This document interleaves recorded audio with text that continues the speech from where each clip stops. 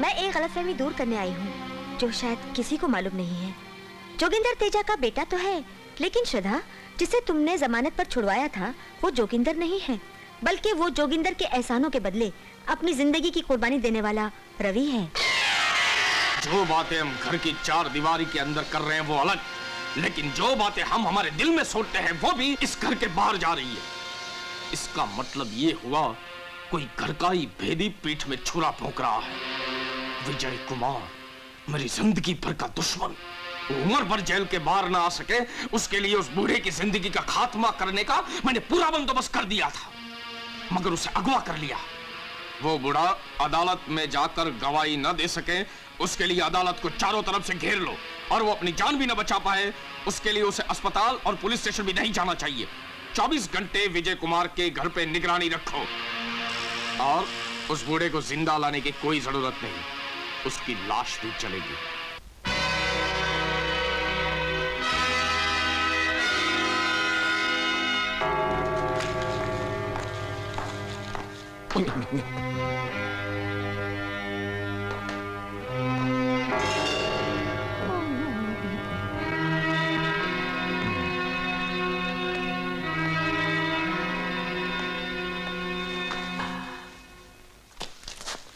Prosecutor, proceed. Your honour, मेरी अदालत से एक और दरख्वास्त है कि मकतूल डॉक्टर प्रेम कुमार के जिगरी दोस्त मिस्टर विजय कुमार को गवाह के रूप में अदालत के सामने पेश करने की इजाजत दी जाए। I object your honour, mister Vijay Kumar को गवाह के रूप में अदालत में पेश नहीं किया जा सकता, क्योंकि विजय कुमार खुद एक खूनी है, खूनी।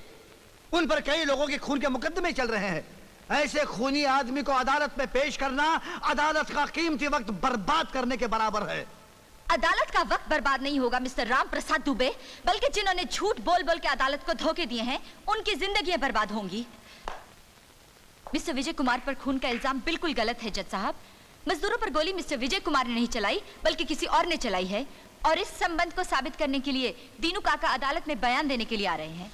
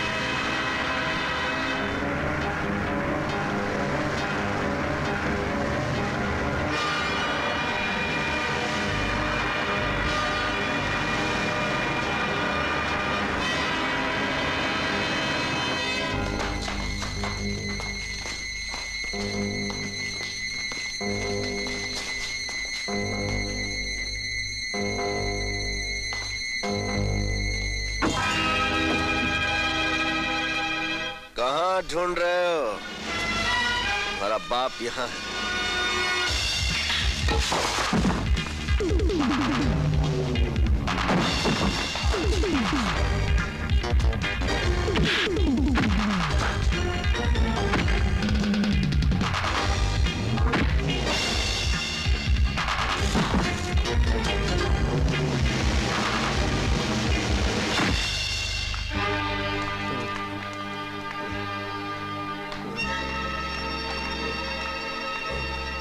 तुम्हारा नाम क्या है? दीनानाथ। इस केस के बारे में तुम कौन सी सच्चाई जानते हो और मजदूरों पर किसने गोलियां चलाई? जज साहब, उन मजदूरों पे गोलियां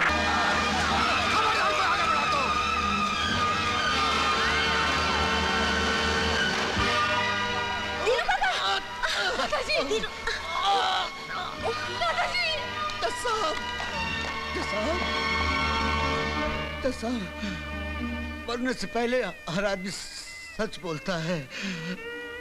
मैं गीता की सौगंध खा के कहता हूँ कि वो गोली मैंने चलाई थी। विजय बाबू निर्दोष है।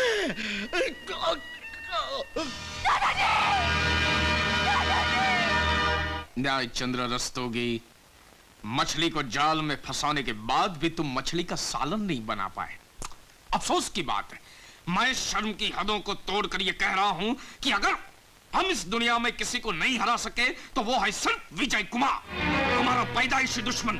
तुमने उसे जानबूझकर छोड़ दिया या वो तुम्हारी नादानी से छूट गया, मैं ये पूछने नहीं आया। हालात चाहे जैसे भी थे, कानून तो तुम्हारे हाथों में था। तुम अपनी कलम से चंद जुमले लिख देते तो वो उम्र भर जेल की चार दीवारी में घूंट घूंट कर मर जाता और ये कहानी वहीं खत्म हो जाती। मेजर साहब, गुस्ताखी माफ, मगर मुझे भी कुछ कहने का मौका दीजिए। ये जान, ये शरीर और उसमें बहता हुआ सारा खून आपका दिया हुआ दान है। आप उसके मालिक हैं। मैं किसी भी हालत में आपसे नमक हरामी नहीं कर सकता। विजय कुमार कैसे बच निकला, उसके बरी होने का जिम्मेदार ये जोगिंदर है। NCR! तुम्हारी मिसाल तो शख्स की है जो जंगल में बकरी खा गया, भैंस खा गया और उस चरवाहे को भी खा गया जो उन्हें चरा रहा था। हरामखोर! अदालत की इमारत के एतराफ इतना सख्त और कड़ा पहरा होने के बावजूद उस बुड्ढे की अदालत में हाजिरी एक हैरत अंगेज कारनामा था। उसने अदालत में सच्चाई उगल दी और विजय कुमार को बेकसूर करार दे दिया गया। तुम्हें जो करना था वो तुम कर चुके, अब इल्जाम मुझ पर डाल रहे हो। न्याय चंद्र रस्तोगी, बिना जज बने फैसला मैं सुनाता। भारत के संविधान में कुछ धाराएं हमारे कारण लिखी गई और यमराज को वकील की क्या जरूरत। ये तुम पर भरोसा करे या ना करे, लेकिन मैं तुम पर पूरा भरोसा करता हूं और तुम उस भरोसे का अपमान नहीं करोगे। क्या क्या कहा आपने? जिंदा बच्चे को ट्रेन से फेंक दिया? हाँ बेटी, तेजा के जुल्म से परेशान अनजाने में ये भूल हो गई थी।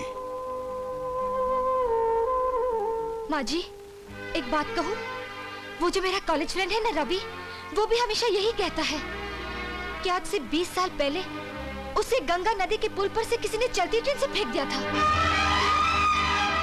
20 साल पहले गंगा नदी के पुल पर से? हाँ माँ, मैं सच कह रही हूँ। इसका मतलब रवि, मेरा बेटा जिंदा है। बशीर मियाँ, मेरा बेटा जिंदा है। ऐसे ही लगता है। खुदा करे कि ये सच हो। रवि बेटे, रवि। क्या है? कौन हो तुम? मैं वक्त के हाथों ने तुम्हें इतना दूर कर दिया था कि आज मिलने के बाद भी हम एक दूसरे को पहचान नहीं पा रहे हैं। मैं तेरी माँ हूँ बेटा। अच्छा, माँ। माँ, अगर कुछ मांगने आई हो तो साफ साफ बता दो। ये माँ ममता और बेटे का ढोंग मत करो मेरे सामने। ममता ढोंग नहीं होती बेटे, सच से ज्यादा सच्चाई होती है इसमें। असलियत से ज्यादा हकीकत का रंग होता है। भगवान के प्रेम और विश्वास का एक ही सबूत है दुनिया में, जो माँ के दिल में ममता बनकर पलता रहता है। अगर ये सच भी है कि तुम मेरी माँ हो, तो इतने बरसों के बाद अपने बेटे से मिलने का ख्याल तुम्हारे मन में कैसे पैदा हो गया? क्योंकि मुझे आज ही पता चला कि तू मेरा बेटा है। मैं हजारों खतरों की परवाह किए बिना पागलों की तरह भागती हुई चली आ रही हूँ। तो जिन पैरों से आई हो, उन्हीं पैरों से अभी इसी वक्त वापस लौट जाओ। क्योंकि अगर संसार में मुझे किसी शब्द से बेइंतहा नफरत है तो वो शब्द है माँ। मुझे माँ, ममता, आंचल, गोद, इन सब से नफरत है। नहीं बेटा नहीं, ऐसा मत बोल, ऐसी बातें मत कर। क्यों ना करूं? क्या रिश्ता तुम्हारा मेरे साथ?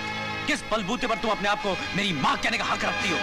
वो औरत कौन थी जिसने मुझे जन्म देकर हफ्ते भर के बेजुबान बच्चे को कपड़े के कफन में जिंदा लपेटकर चलती ट्रेन से नदी में फेंक दिया? क्यों फेंका? क्या मैं तुम्हारी नाजायज औलाद था? क्या मैं कोई पाप था जिसे तुम छुपाना चाहती थी? नहीं नहीं नहीं, मत कर ऐसी बात। भगवान के लिए अपनी माँ पर ऐसे इल्जाम मत लगा। क्यों ना लगाऊं? मेरे ये इल्जाम तुम्हारे लगाए उन जख्मों से ज्यादा गहरे नहीं है जो तुमने मेरे दिल में कभी ना उखड़ने वाले खंजरों की तरह ठोक कर लगाए।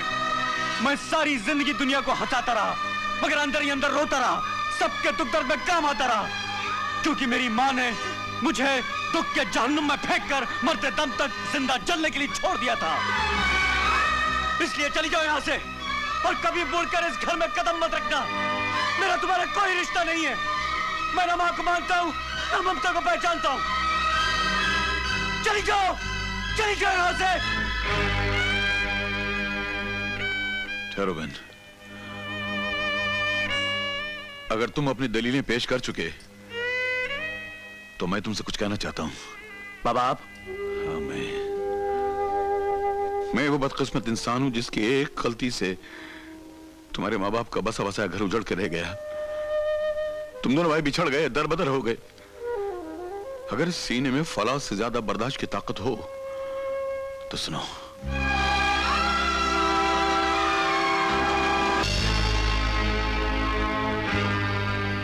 रवि बेटे, मरने से पहले मैं तुझे एक राज बता देना चाहती हूँ। तू मेरा बेटा नहीं है। माँ! जब तू 3 महीने का था ना, गंगा के पुल से चलती ट्रेन से तुझे किसी ने नीचे फेंक दिया और भगवान ने तुझे मेरी गोद में डाल दिया। और अब इस दुनिया में मैं तुझे अकेला छोड़ के जा रही हूँ बेटे।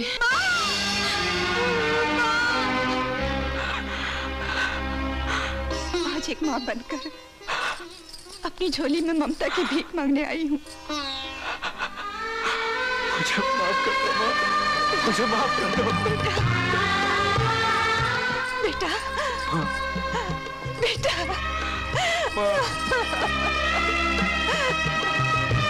फिर से कहो बेटा।